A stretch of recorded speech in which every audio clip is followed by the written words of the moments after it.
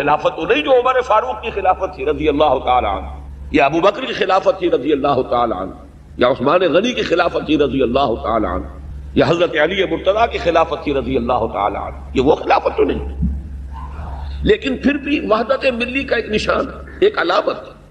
اب میں آپ کو ایک بات بتا دینا چاہتا ہوں کہ جیسے ہمارے ایک محاورہ ہے کہ ہاتھی مرا ہوا بھی 1.25 لاکھ کا ہے، وہ خلافت اگرچہ اپنی حقیقت کھو چکی تھی، پھر بھی اس میں جو طاقت تھی، آخر کوئی شے تھی کہ جس کی وجہ سے اسلام کے دشمن یہ چاہتے تھے کہ اس کو ختم کر دیا جائے.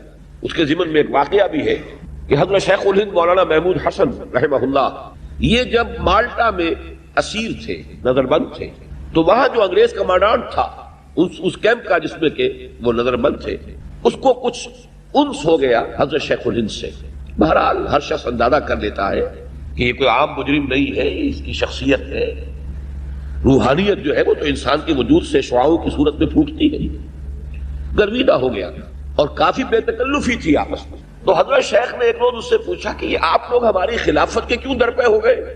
اب آپ نوٹ کیجئے، خلافت کی تنسیخ 1924 میں ہو رہی ہے، 1920 میں حضرت شیخ الہند رہا ہو کر واپس آ چکے ہیں ہندوستان. معلوم ہوا کہ یہ گفتگو اگر ہوگی تو سن 17، 18، 19 کی ہوگی، لیکن معلوم تھا کہ سازش کیا چل رہی ہے. خلافت کے اس پودے کو، اس درخت کو اکھاڑنے کے لیے کیسی آندیاں چل رہی ہیں. جیسے کبھی ایک بوریا نشین شاہ ولی اللہ دہلوی دہلی کے کسی مسجد میں اور کسی خانقاہ میں اور کسی اس کے حجرے میں بیٹھا ہوا پورے ہندوستان کے حالات کا جائزہ لے رہا تھا، اور اس نتیجے پر پہنچ چکا تھا کہ جو مرہٹہ طاقت اٹھ رہی ہے جنوبی ہند سے، ہندوستان میں کوئی مسلمان، کوئی نواب، کوئی راجہ، کوئی حکومت ایسی نہیں ہے کہ جو اس کا مقابلہ کر سکے. لہذا وہ درویش خط لکھتا ہے، احمد شاہ ابدالی کو بلاتا ہے. تو یہ بوریا نشین درویش، لیکن یہ کہ حالات کا علم، حالات کا فہم اللہ تعالیٰ کی طرف سے عطا ہوتا. تو حضرت شیخ الہند نے یہ سوال کیا کہ کیوں آپ لوگ در پہ ہیں؟ یہ تو مرد بیمار ہے، آپ کو اس سے کیا خوف ہے، کیا خطرہ ہے، کیا اندیشہ ہے؟ تو اس کمانڈانٹ نے یہ کہا کہ مولانا اتنی سادگی اختیار نہ کیجئے، بھولے نہ بنیے. آپ بھی جانتے ہیں اور ہمیں بھی معلوم ہے، اس گئی گزری حالت میں بھی اس خلافت میں اتنی طاقت ہے کہ اگر ترکی کا خلیفہ اعلان جہاد کر دے تو کروڑوں مسلمان سر پر کفن باندھ کر نکل آئیں گے. یہ اندیشہ ہمیں اب بھی. بہرحال اس وقت کی جو خلافت تھی، جیسا کہ میں نے عرض کیا، تحریک خلافت، وہ ایک احتجاجی تحریک تھی کہ جو بھی کچھ خلافت کے نام سے جو بھی ادارہ ہے، ہماری ملی وحدت کا ایک ادارہ ہے، ایک نشان ہے، اس کو ختم نہ ہونے دیا جائے. لیکن اب جو ہم تحریک چلا رہے ہیں وہ اصل میں اس خلافت علی منہاج النبوہ کو دوبارہ قائم کرنے کے لیے جو اصل خلافت ہے. اور جیسا کہ میں نے عرض کیا، وہ کچھ اس کے بارے میں یقینی خبریں ہیں، وہ تو مجھے ابھی آپ کو دینی ہے. میں نے تو 20ویں صدی کے کچھ ایسے واقعات کا تذکرہ کیا کہ اگر ان کو سامنے رکھیں تو یہ شے انہونی نظر نہیں آئے گی. جب اتنے بڑے بڑے حوادث و واقعات اس صدی میں ہو گئے تو کون سا تعجب کی بات ہے کہ یہ واقعہ ابھی ظہور پذیر ہو جائے. بلکہ میں یہاں تک کہنے کی جرات کر رہا ہوں کہ کوئی عجب نہیں کہ اس صدی کے خاتمے سے پہلے ہو گیا. اب میں آ رہا ہوں اس پیشن گوئی کی طرف. سب سے پہلے تو جو آیہ مبارکہ میں نے تلاوت کی، اس سے پہلے قاری صاحب نے بھی اسی آیت کی تلاوت فرمائی. یہ بڑی اہم آیت ہے، سورہ نور کی آیت نمبر 55. اللہ تعالیٰ نے اس آیت میں مسلمانوں سے 3 نہایت موقت وعدے کیے ہیں، بڑے تاکیدی وعدے. اگرچہ وہ وعدے مشروط ہیں، غیر مشروط نہیں ہیں. وعد اللہ الذین آمنوا منکم وعملوا الصالحات، اے مسلمانوں تم میں سے جو لوگ ایمان اور عمل صالح کا حق ادا کر دیں گے، ان سے ہمارا وعدہ ہے. بہت پختہ وعدہ ہے، بہت موقت وعدہ ہے. کیا وعدہ ہے؟ اصل میں ایک ہی بات کو 3 پیرایوں میں دہرایا ہے. بات تو ایک ہی ہے. پہلا انداز کیا ہے؟ پہلا پیرایا بیان کیا ہے؟ لَيَسْتَخْلِفَنَّهُمْ فِي الْأَرْضِ كَمَا اسْتَخْلَفَ الَّذِينَ مِنْ قَبْلِهِمْ، جو مسلمان ایمان اور عمل صالح کا حق ادا کر دیں گے انہیں زمین میں خلافت عطا کریں گے جیسے کہ ان سے پہلوں کو خلافت عطا کی. اس کے حوالے سے قرآن مجید سے جس کو تھوڑی سی بھی ذہنی مناسبت ہے اسے وہ آیت یاد آ جانی چاہیے، یا داؤد انا جعلناک خلیفۃ فی الارض. جیسے پہلے خلافت عطا کی تھی وہ سابقہ امت مسلمہ تھی، اسے بھی خلافت عطا کی تھی، ایسے ہی تمہیں بھی خلافت عطا کریں. دوسرا وعدہ وَلَا يُمَكِّنَنَّ لَهُمْ دِينَهُمُ الَّذِي ارْتَضَىٰ لَهُمْ، اور ان کے لیے ان کے اس دین کو تمکن عطا کریں گے جو اس نے اللہ نے ان کے لیے پسند کر لیا ہے. یہاں بھی وہی بات ہے، مناسبت قرآن ہے اگر ذہن کو حاصل تو آیت فوراً یاد آ جانی چاہیے، اليوم اکملت لکم دینکم واتممت علیکم نعمتی ورضیت لکم الاسلام دینا. آج کے دن ہم نے تمہارے لیے تمہارے دین کی تکمیل فرما دی، اپنی نعمت کا اتمام فرما دیا، اور تمہارے لیے اب ہمیشہ کے لیے اس دین اسلام کو پسند فرما دیا۔ وہ دین جو ہے فرمایا وَلَا يُمَكِّنَنَّ لَهُمْ دِينَهُمُ الَّذِي ارْتَضَىٰ لَهُمْ، اس دین کو کہ جو اللہ نے پسند فرمایا ہے ان کے لیے، اسے تمکن عطا کرے گا، غلبہ عطا کرے گا۔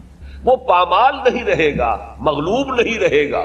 وہ جو فریاد کبھی حالی نے کی تھی کہ اے خاصہ خاصان رسول وقت دعا ہے، امت پہ تیری آ کے عجب وقت پڑا ہے، وہ دین جو بڑی شان سے نکلا تھا وطن سے پردیس میں، وہ آج غریب الغرباء ہے۔ یہ دین پامال نہیں رہے گا۔ تیسرا وعدہ وَلَا يُبَدِّلَنَّهُم مِّن بَعْدِ خَوْفِهِمْ أَمْنًا، ان کی خوف کی حالت کو امن سے بدل دے گا۔ یہ ذہن میں رکھیے کہ یہ آیت مبارکہ نازل ہو رہی ہے سن 5 ہجری کے نصف آخر میں یا سن 6 ہجری کے آغاز میں۔ اس وقت تک جو حالات تھے عرب کے، ایک چھوٹا سا چراغ جل رہا تھا مدینہ منورہ میں دین حق کا، محمد الرسول اللہ والذین معہ صلی اللہ علیہ وسلم ورضی اللہ تعالی عنہم اجمعین۔ اور وہ بستی کتنی بڑی بستی تھی، وہاں اللہ کے دین کا چراغ روشن ہے، لیکن آندیاں چل رہی ہے، جھٹکا چل رہے ہیں۔ مجھے وہ نعیم صدیقی صاحب کا شعر جو ہے ایسے مواقع پر لازماً یاد آ جاتا ہے کہ آندھیوں سنبھل کے چلو استیار میں، امید کے چراغ جلائے ہوئے ہیں ہم۔ تو وہ چراغ جل رہا تھا اور آندھیاں تھی چاروں طرف سے۔ وہ جو ایک خوف کی کیفیت ہے، ابھی اندیشہ ہے غطفان کے قبائل میں حملہ کر دے، ابھی خبر آ گئی ہے بنو اسد جو ہے حملے کے لیے تیاریاں کر رہے ہیں، ابھی خبر آ گئی ہے کہ ابھی یہودی جو ہے خیبر کے وہ کوئی سازش کر رہے ہیں۔ ہر وقت ایک خوف کی کیفیت ہے۔ فرمایا اس کیفیت کو بدل دیں گے اب سے۔ گویا کہ باتیں ایک ہی ہے، تعبیریں 3 ہیں۔ دین کا غلبہ ہو جائے گا تو گویا کہ مسلمانوں کی خلافت عطا ہو جائے گی، جب غلبہ ہو جائے گا تو ظاہر بات ہے کہ وہ خوف نہیں رہے گا، امن ہوگا، قوت ہوگی، اقتدار ہوگا۔ فرمایا اس کا نتیجہ کیا نکلے گا؟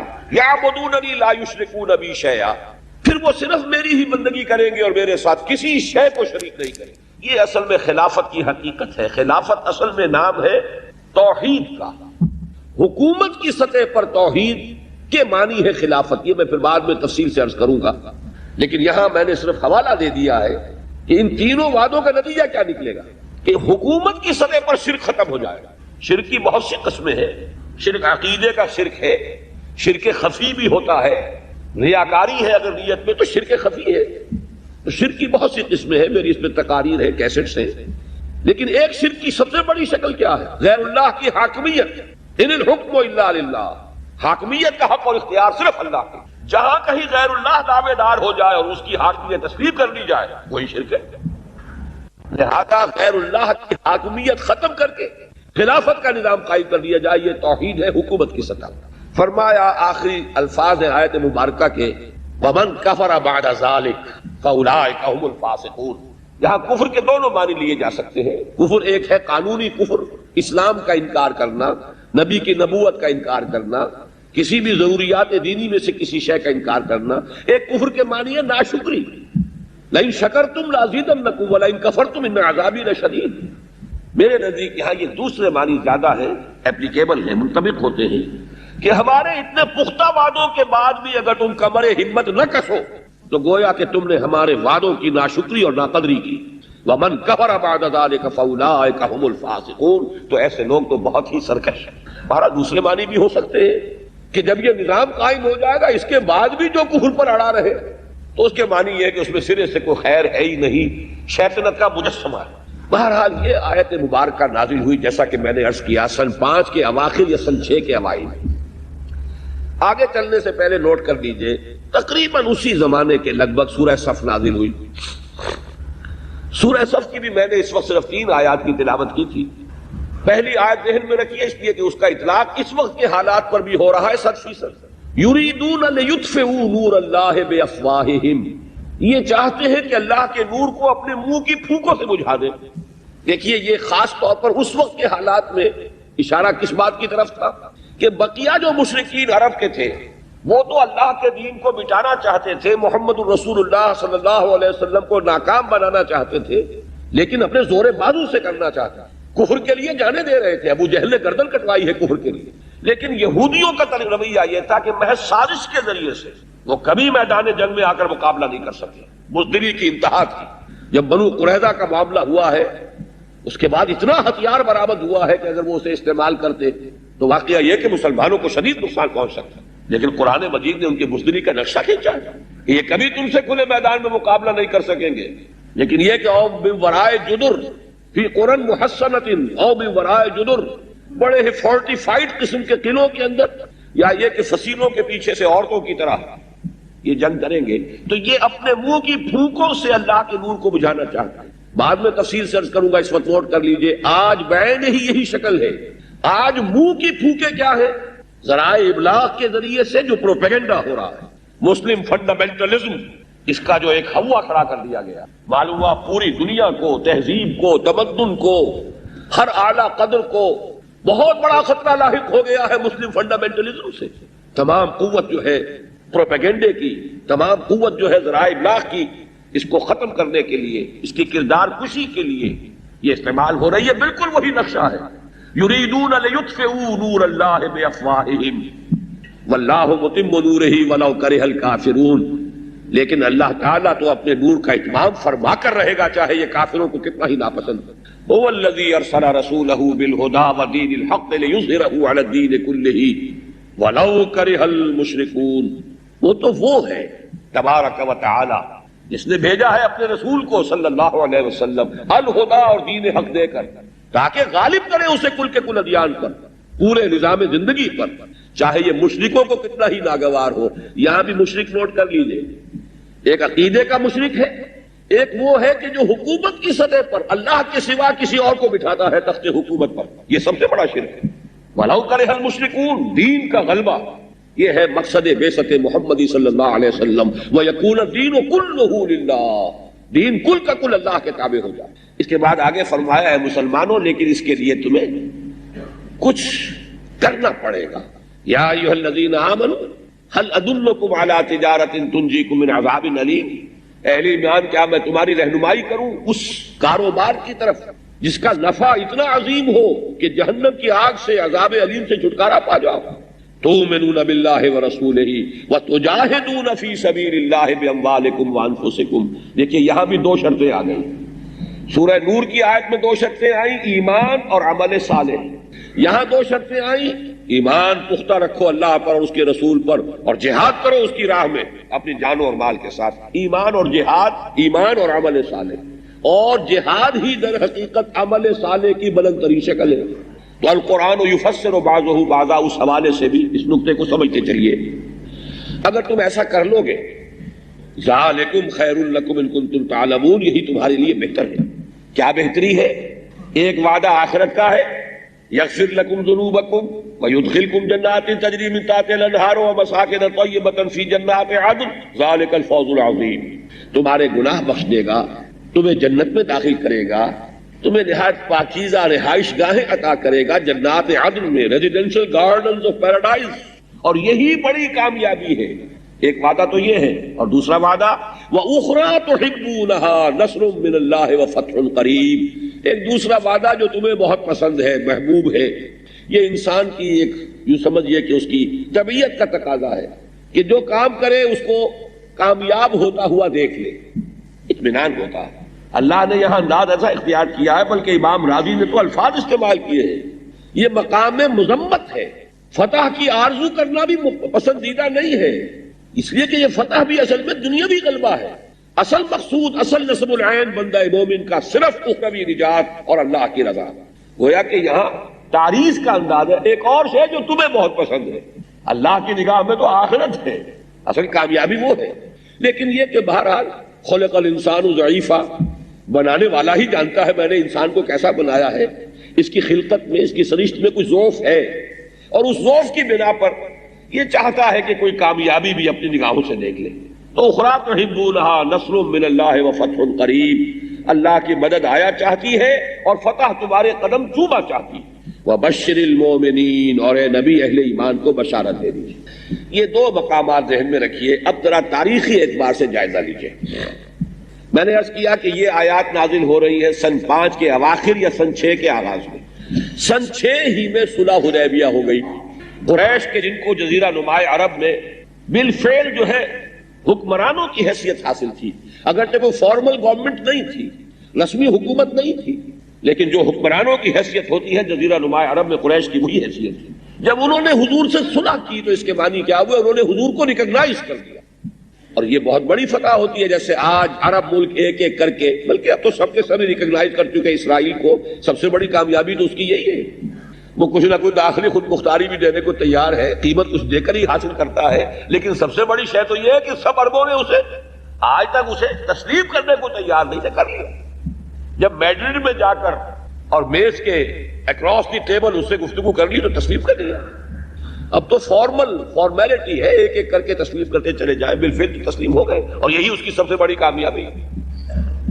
یہی بات کہی گئی صلح حدیبیہ کے بارے میں، انا فتحنا لک فتحا مبینا، اے نبی ہم نے آپ کو ایک بڑی کلیئر وکٹری عطا کی ہے، کھلی صریح فتح عطا فرمائی۔ یہ تو سن 6 میں ہو گیا، دیکھیے کتنی جلدی اللہ کے وعدے پورے ہو رہے ہیں۔ سن 7 میں خیبر فتح ہو گیا، یہودیوں کا گڑھ توڑ دیا گیا، اور وہاں سے بہت سا مال غنیمت مسلمانوں کے ہاں جو اصل خوشحالی شروع ہوئی ہے مدینے میں، وہ خیبر کا جو مال غنیمت ہے اس سے ہوئی۔ سن 8 میں مکہ فتح ہو گیا، بات ہی ختم ہو گئی، اس لیے کہ جزیرہ نماء عرب کا گویا کہ صدر مقام، کیپٹل۔ سن 9 تک پورا جزیرہ نماء عرب جو ہے اسلامی حکومت کے تحت آ گیا۔ جاء الحق وزهق الباطل ان الباطل كان زهوقا۔ اور پھر جیسا کہ آپ کو معلوم ہے حضور کا انتقال سن 11 پہ ہو رہا ہے، اور اس کے بعد 24 برس کے اندر اندر یہ اسلامی حکومت جس کا نام خلافت ہے، اسلامی حکومت خلافت کہاں سے کہاں پہنچ گئی، تقریباً شمالی افریقہ پورا کا پورا، ادھر دریا جیہو تک، ادھر کوہ قاف تک، کوکیشیا تک، یمن سے لے کر کوکیشیا، آکسس سے لے کر اٹلانٹک، یہ پورا علاقہ جو ہے اس پر نظام خلافت قائم ہے۔ تو پہلی بات تو ہم نے یہ دیکھ لی کہ اللہ نے جو وعدے کیے تھے کتنی جلدی، کتنی تھوڑی سی مدت میں وہ وعدے پورے ہو گئے، لیکن اس کے بعد جو کچھ ہوا ہے، اب دیکھیے یہ 1400 برس کی تاریخ ہے، لیکن یہی ہے وہ بات کہ کاش کہ جو لوگ حدیث نبوی کی اہمیت سے ناواقف ہیں، استخفاف کرتے ہیں اور محروم ہیں، جب کسی شے کی آپ کی نگاہ میں قدر نہیں ہوگی آپ اس پر توجہ نہیں کریں گے۔ آپ کو معلوم ہے کہیں ذرا سی امید ہو جائے یہاں تیل ہے، کروڑوں روپے خرچ کر دیتے ہیں وہاں ایکسپلور کرنے کے لیے، اسی کی امید ہے کہ یہاں تیل ہے۔ کہیں سونے کی توقع ہو جائے تو جو بھی کچھ کرتے، اسی طریقے سے جہاں انسان کو امید ہوتی ہے کہ کچھ ملے گا وہاں محنت صرف کرتا ہے، اور جہاں معلوم ہو کچھ ہے ہی نہیں کہے کو محنت کرے گا۔ حدیث نبوی جو ہے، ایک حدیث نے 1400 برس کی تاریخ مسلمانوں کی جو ہے امت مسلمہ کی اسے سمپ کر دیا ہے، یکجا کر دیا۔ یہ حدیث ہے جو میں نے ابھی آپ کو سنائی، مسند احمد ابن حنبل کی روایت ہے، حضرت نعمان ابن بشیر رضی اللہ تعالی عنہ سے حضور نے اپنے زمانے سے لے کر قیامت تک 5 ادوار کا تذکرہ کیا۔ تکون النبوۃ فیکم ما شاء اللہ ان تکون، اے مسلمانوں نبوت تمہارے مابین موجود رہے گی، یعنی میں موجود رہوں گا بنفس نفیس صلی اللہ علیہ وسلم، جب تک اللہ چاہے گا۔ پھر اللہ اس دور کو اٹھا لے گا، یعنی میرا انتقال ہو جائے گا، انک میت وانہم لمیتون، وما محمد الا رسول قد خلت من قبلہ الرسل افئن مات او قتل انقلبتم علی اعقابکم، یہ دور ختم ہو جائے گا، یہ دور ہمیشہ کا نہیں ہے۔ ثم تکون خلافۃ علی منہاج النبوہ، پھر ایک دور ہوگا خلافت کا جو نبوت کے طریقے پر ہوگی۔ منہاج، نہج ہم طریقے کے لیے استعمال کرتے ہیں، اس نہج سے، اس طریقے سے، منہج راستے کو کہتے ہیں، طریق عربی میں راستے ہی کے لیے ہے، تو نبوت کے طریقے پر، نبوت کے راستے پر، نبوت کے نقش قدم پر خلافت ہوگی، جس کو ہم خلافت راستہ کہتے ہیں۔ یہ لفظ بھی حدیث میں آیا ہے، اس لیے کہ حضور نے فرمایا علیکم بسنتی وسنت الخلفاء الراشدین المہدیین، لیکن یہ حدیث کے اندر جو لفظ آیا ہے اس میں یہ بہت اہم ہے، خلافت علی منہاج النبوہ، یعنی بعد ہی وہی نظام جو محمد رسول اللہ صلی اللہ علیہ وسلم نے قائم فرمایا، جو کا تو قائم ہے۔ اس کے لیے تو میں ایک مثال دے دوں جس سے کہ حضرت ابو بکر رضی اللہ تعالیٰ عنہ کی عظمت اور فضیلت کا بھی اظہار ہوتا ہے، کہ جو فتنے بڑے بڑے اٹھے ہیں حضور کے انتقال کے بعد، بہت سے جھوٹے نبی کھڑے ہو گئے، ایک نیا فتنہ اٹھا کہ ہم زکوٰۃ نہیں دیں گے، مانعین زکوٰۃ۔ اس وقت حضرت عمر تک نے بھی مشورہ دیا رضی اللہ تعالی عنہ کہ امیر المومنین اس وقت ذرا مصلحت کو دیکھیے، آپ جیش اسامہ کو بھی نہیں روک رہے، اسے بھی بھیج رہے، جو حضور نے لشکر تیار کیا تھا۔ حضرت ابو بکر نے فرمایا جو لشکر حضور نے تیار کیا ہو میں کیسے روکوں؟ پھر یہ کہ جو لوگ نئی نبوت کے دعوے دار کھڑے ہو گئے ان سے تو لڑنا ہی لڑنا ہے، لیکن یہ معاملہ ذرا ہلکا بھی ہے، اور تیسرا محاذ نہ کھولیے، مسلمانوں کے دل پہلے ہی زخمی ہے حضور کے انتقال کے باعث، لہذا مصلحت کا تقاضا یہ ہے کہ یہ تیسرا محاذ نہ کھولے۔ جو الفاظ کہے تھے حضرت ابو بکر نے وہ آپ کو سنانا چاہتا ہوں. ایبدل الدین وانا حی، کیا دین میں ترمیم ہو جائے گی جبکہ میں ابھی زندہ ہوں؟ میرے جیتے جی ایسا نہیں ہو سکتا. بلکہ حضرت عمر کو تو رضی اللہ تعالی عنہ ایک طرح کی ڈانٹ پلائی ہے. یہ ڈانٹ عمر کو ابو بکر ہی پلا سکتے تھے رضی اللہ تعالی عنہما. کہ اے عمر تم جاہلیت میں تو بڑے سخت تھے، یہ اسلام میں تم اتنے نرم کیسے ہو گئے؟ مجھے نرمی کا مشورہ دے رہے ہیں. خدا کی قسم اگر کسی نے میرا ساتھ نہ دیا اور مجھے تنہا جانا پڑا تب بھی میں جنگ کروں گا. اور خدا کی قسم اگر لوگ حضور کے زمانے میں زکوٰۃ کے اونٹوں کے ساتھ ان کی رسیاں بھی دیتے تھے اور اب اگر یہ کہیں گے کہ اونٹ لے جاؤ رسی نہیں دیں گے تب بھی میں جنگ کروں گا. اس لیے کہ اتنی ترمیم بھی دین محمد میں صلی اللہ علیہ وسلم ناقابل قبول ہے. تو میں نہیں وہ نظام کیا تھا؟ یہ میرا کل کا موضوع ہے. وہ نظام تھا کیا؟ آج میں صرف آپ سے یہ عرض کر رہا ہوں کہ یہ دور حقیقت میں ایک ہے، دور نبوت اور دور خلافت علی منہاج نبوت. بات تو ایک ہی ہوئی، نوعیت کے اعتبار سے فرق نہیں ہے. جیسے ما انا علیہ و اصحابی بریکٹڈ ہے محمد الرسول اللہ صلی اللہ علیہ وسلم اور صحابہ کرام، محمد الرسول اللہ والذین معہ علیکم بسنتی وسنت الخلفاء الراشدین المہدیین، اس طرح بریکٹڈ ہے. اسی طرح حضور کا دور اور دور خلافت علی منہاج النبوہ بریکٹڈ ہے. اس لیے فرمایا کہ نبوت کے نقش قدم پر خلافت کا یہ دوسرا دور ہوگا. لیکن یہ دور بھی دائم نہیں ہے، ایک وقت آئے گا یہ بھی ختم ہو جائے گا. فتکون